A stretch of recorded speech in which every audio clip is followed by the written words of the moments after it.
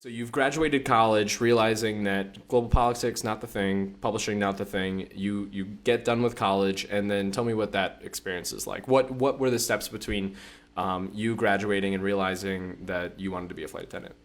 Yeah, so it actually was going into my senior year. I was about to say audition.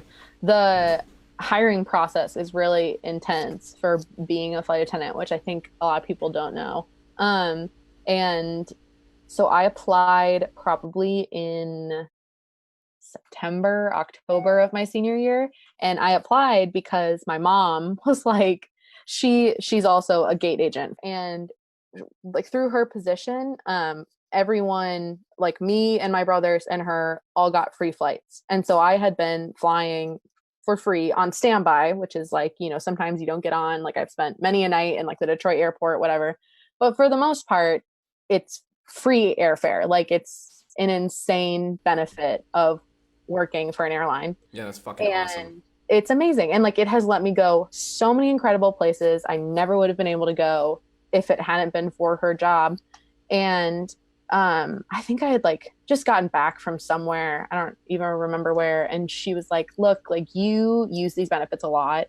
And when you graduate, you can still use them, but like you have to pay a fee and like you are like at a lower standby code. So it's even harder to get on. And she was like, you should really look into being a flight attendant because you would get your own benefits. Like you would still get to fly for free, even if you just do it for a couple years or something. Like, who cares? You don't know what else you're doing anyway. And it pays pretty well for like a single person living in a Midwestern city, me. So I was like, fine. And I didn't want to do it. And I like was not jazzed about it. But I applied, and then you have to do a like recorded interview, like where, like they give you a question, and it's all stuff like, when is sometime like you've gone above and beyond, like Bridget, blah, like blah, blah, you like would fucking rock hospitality. that. You don't even need to like. That's true. Through You're like, the I manipulate people with charisma. You don't have to tell me that I would rock that. Like, through the hiring process, I realized, oh, I think I really want this job. yeah, And so there's that aspect, and then there's like a Skype interview with a real person, and then there's a huge in-person interview where there's a ton of people, and you're like technically like not supposed to talk about what happens in the interview, but gotcha. basically like, you go through a set of question group activity deal things, and like at the end of the interview, I got the job. And Awesome. And how many yeah, people? How many people? What does the funnel look like? Right at the top, where people are interested, then versus how many people are selected for the program, versus like how many people actually get the job. What does that funnel look like? it's something like 3%. And I every time they give out that number, I'm always like, can that really be true? Like 3%. But I think it's such a huge number of people who probably apply and then like, don't follow through in some way. But it's Mhm. also like there were people in my training class who had tried 7 or 8 times and who had never gotten it. Wow. And on the day of interview, the big group one, I want to say there was like 80-ish people there. And I think they kept like 10 of us and were like, Wow. you guys are good to go. Um, so it is like, I think like, I think I really had the right background for it in like the other jobs that I'd had. Like I'd been a tour guide, I had worked in the service industry, I was like CPR certified or something. And that I think like, I don't know. So it ended up working out for me, but I at the whole time I was doing it in the interviews, I would always be like, oh, I think I really do want this, like as I was talking about it. And then later when I was telling people about it, I would be like, but I don't really know if like I actually want to do this. Like I don't know if I'm gonna like it, you know? Hmm. Yeah. And I didn't feel that way till I started doing it. I when you were going through the training, you were in the city in which I live, where there's no headquarters of any company, and so we had like gotten dinner a couple times, we hung out a couple times, and like you basically are saying, at that time you basically I think you were coming to the realization of like, oh, I really want this, and I thought Yeah. that was a cool thing. It's cool to think about that conversation and then to hear how you conceptualize it now, right? Because it's like The level of scrutiny, I guess, is that okay for me to say, that you were describing that the program was putting onto these people, to me was shocking, and I was like, I was appalled. But you, I think, as you were going through the program, you realized that you wanted it so much that I don't know, that level of scrutiny was necessary and worth it, right? And Yes. so I think that that's really cool. Yeah. Yeah. Because like if I was in a program that did the shit that like you described to me, I would have been like, fuck you, I'm getting the fuck out of here. I would try to burn that place down. You're making it sound really bad, and it wasn't that bad. Like, just for anybody who's listening. No, and it wasn't bad. It was great. It's a great program. No, and hey, since my time here, I have worked for. I'm sorry, I've listened to many people who have worked for that company, and they absolutely love it. It's an amazing company. It's an amazing program, right? And because it's that scrutinizing, right? Yeah. So no hate at all. But at the same time, I have a very low tolerance for bureaucratic horse shit, and you were describing a lot of it to me. That so I don't know. Anyway, so I'm glad that, like, I don't know. I think that that's a perfect. I don't know. I think that's so interesting, right? The level. I think there's the perfect level of like idealism in being a flight attendant, and then like practicality, practically fun experiences where you get to travel all over and like see other people going on different journeys for their life, and like maybe that's kind of romanticizing things. It's probably no, but that's exactly how it is. Like, that's their. I've been working there. I've been like on the line. Like, I've been actually flying as a flight attendant for 6 months, and I have like had so many crazy experiences. Like, I've had the moment where you're like talking to someone and then they start crying and they're like, thank you for being so nice. Like, I'm just, like, I'm having a really hard time because my husband just died and his body is underneath the plane right now. Like, we are transporting his body to home to the funeral. And you are just sitting there and you're like, wow, I am not, like, like, it's, and at first, like, the first time that those things kind of happen, you're just kind of like shocked of like, why is this person sharing this like very personal thing? And then eventually it just becomes like, just another day at work, like, and not in the way where it ever stops being like meaningful, but it seriously is like a weekly thing where someone will say something either like wonderfully crazy or like really just like, wow, I can't believe people are dealing with this right now. That type of thing. Yeah, that's awesome. That's really cool. I just from, I don't know, I know that I don't want to say anything that I'm going to regret about people that I want to have a fond memory of me, not a mean memory of me. But like, I don't know what other work experiences that you have, but like, I think that very few careers lend themselves to that level of like diversity every day.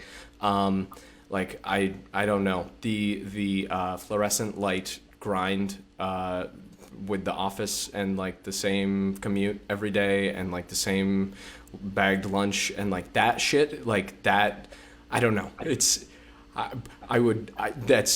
think you found something great. It seriously is. Like, I think I don't know if I'm going to feel this way forever. I think that's something that I realize when I work with people who have worked there I flew with someone recently who she had worked there for 50 years, and this is like another flight attendant, and we just like got to chatting as flight attendants do, and she just had like the craziest life. And she had never been married, she never had any kids, and she just told me about like all these like wild adventures she had been on, all like these guys she had dated, and like she had gotten like 3 degrees. Like, she was such a fascinating person.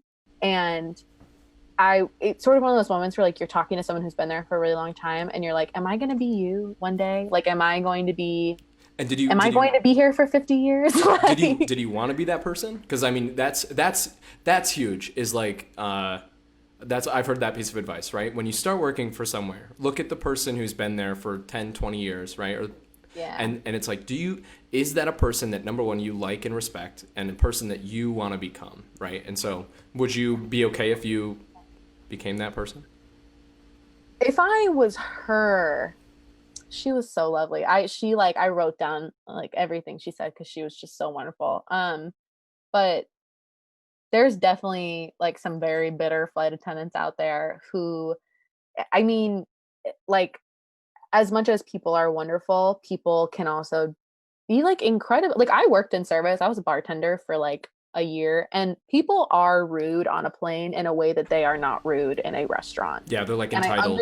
Yeah. yes, and I understand it's a different thing because you're not paying like I don't $800 to be in a restaurant. Like it's Right. a very different price point we're looking at. But just things like you'll be trying to offer someone something to drink and they'll like have their headphones in watching a movie and they'll be like, "What?" And you'll be like, "Can I get you something to drink?" And they'll be like, "What?" And I'm like, "Can I get you something to drink?" And it's the type of thing where I think it's taught me so much like patience and empathy, where when that happens now, like I don't get mad at people. I Right. just am like, "Oh, like drink, do you want something to drink?" But some of the older flight attendants will like look at the people and just be like, there was one I was working with who she just mouthed to people when they were like, "What?" And then they would take care of it. She'd be like, "You could hear me if you weren't wearing headphones." And then she'd like walk away. Okay, I don't So- want to, I just want to be careful and I don't want to get in trouble, right? So Yeah. that's one thing to keep in mind. And so if there's anything, Yes. anyway, sorry about that. So No, you're right. That being said, like this is a pattern that I think if you're someone who flies a ton, it like you can happens. also. Yeah, you witnessed that. Yeah, no, I've witnessed Yeah. that.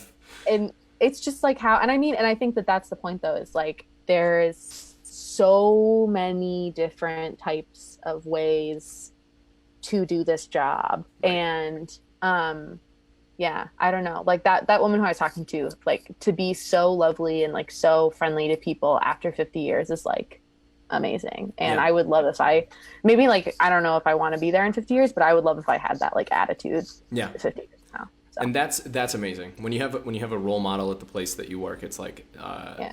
that's super cool. So that's one of the negative things though. Sorry, I don't mean to cut you off. No, but you're good. one of the negative things is like I'll never see her again. Yeah. Okay, it's a rotating crew. It's you. I've only worked with the same person twice, like once, and I've been here. Wow. Yeah, So that sounds really isolating. Like, it is. wow. Yeah.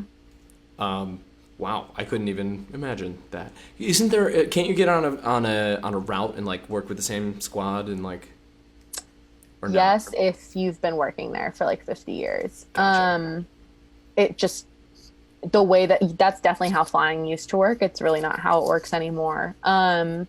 And yeah, like there's ways that you could with like one other person, like you could just like you could choose to work together, and I try to do it with my friends sometimes.